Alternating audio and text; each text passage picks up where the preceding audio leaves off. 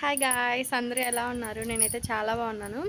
ఇంకా ఈ రోజైతే ఇంతకు ముందు అంతా పైన చెట్లు చూపించాను కదా, మల్బెర్రీ చెట్లు. ఇదైతే కింద చెట్టు అనమాట, చాలా పెద్దది అయిపోయింది. ఇంకా మా అమ్మ బిజీగా ఉండడం వల్ల కానీ ప్రూన్ చేయలేకపోయాను. అందుకని ఇప్పుడు ప్రూనింగ్ చేద్దామని ఇక్కడికి వచ్చాం, ఈ చెట్టు దగ్గరికి. ప్రూన్ చేస్తే ఇది కూడా చాలా కాయలు ఇస్తుంది. కాయలు చూడండి ఇట్లాగా చిన్నవి అయిపోయినాయి అనమాట. మనకి కాపు అయిపోగానే ఏంటంటే చెట్టుని ఆకులన్నీ తీసేసి ప్రూనింగ్ చేసుకోవాలన్నమాట. కట్ చేసుకోవాలి, ఇంకా కొమ్మలు అవన్నీ కట్ చేసుకోవాలి. ఇంకా అట్లా చేసుకోకపోయామంటే ఇంకా కాయలు సరిగా రావన్నమాట. ఇప్పుడు ఇవి ఉన్నాయి కదా చిన్నగా, ఇట్లా వస్తాయి కాయలు అనేవి, బాగా రావన్నమాట. అంటే వస్తాయి, అంత ఎక్కువ రావు, వచ్చినట్టు కూడా మా ఇంట్లో బాగా రావన్నమాట. అవి నేను ఫస్ట్ వేసిన చెట్టు ఇది మల్బరీ. దీన్ని తీసుకెళ్ళి పైన 2 చెట్లు వేసాను. ఇవి చిన్న కాయలు, అంటే ఈ మధ్య చూపించిల్లా చిన్న కాయలు. ఇంకా 2 చెట్లు లాంగ్, అంటే ఈ సైజు ఉండే కాయలు. 2 చెట్లు ఉన్నాయి.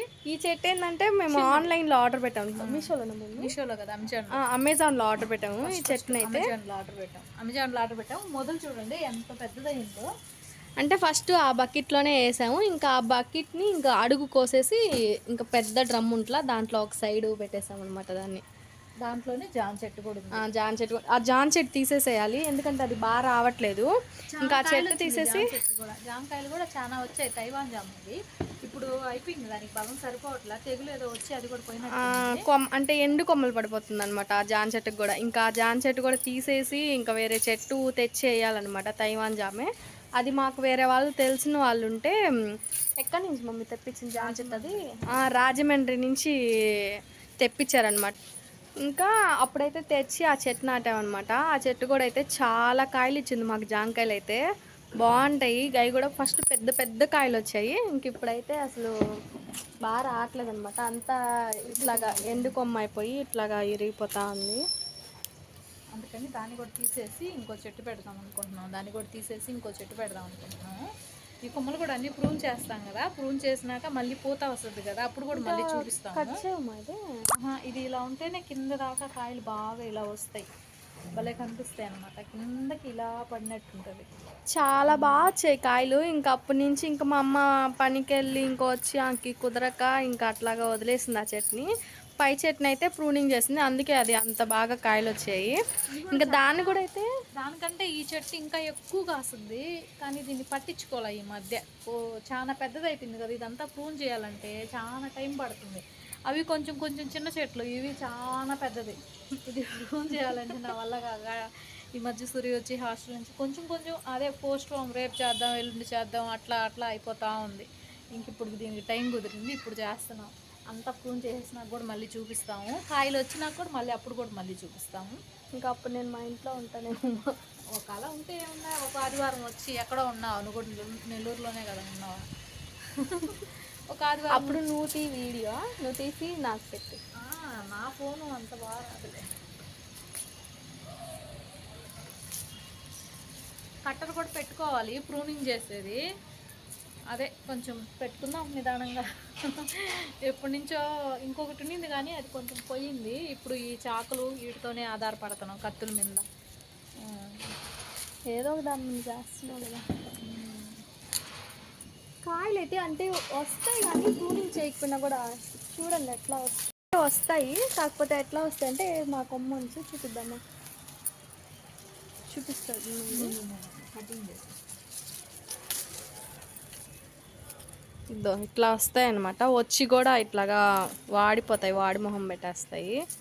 అంత బాగా రావన్నమాట. మనం ప్రూనింగ్ చేసుకుంటేనే బాగా వస్తుంది. అయితే సంవత్సరం పొడుగున కాస్తానే ఉంటాయి, ఇస్తానే ఉంటాయి. కాపు అయితే ఎప్పుడు మమ్మల్ని డిసప్పాయింట్ చేయడు. ఈ చెట్టుని చూస్తే చాలా హ్యాపీగా ఉంటుంది. చిగుర్లు వచ్చి కాయలు వచ్చి ఎప్పుడు కాపు అయిపోవడం, మళ్ళీ కానీ ప్రూనింగ్ చేసామంటే మళ్ళీ వెంటనే కాపు వచ్చేస్తుంది. ఒక 15 రోజులు, నెల రోజుల్లోనే మళ్ళీ చేతికి వచ్చేస్తుంది పంట.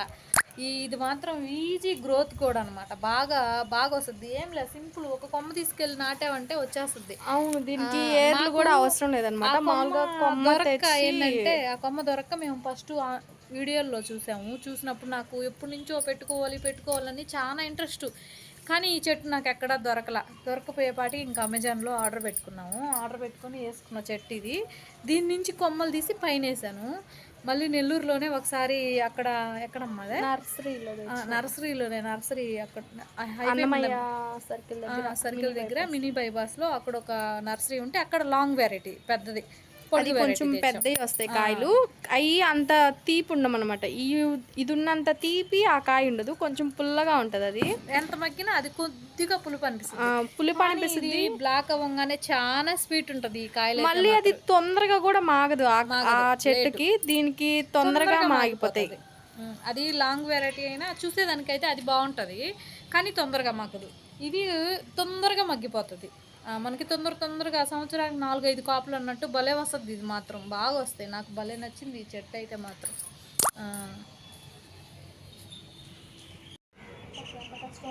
చేతులు పోతున్నాయి మాత్రం సింపుల్గా ఇంకా చూడండి ఆ పక్క అంతా ఉంది. ఎంత తీసాను ఎంత చెత్త వేస్తుంది కింద.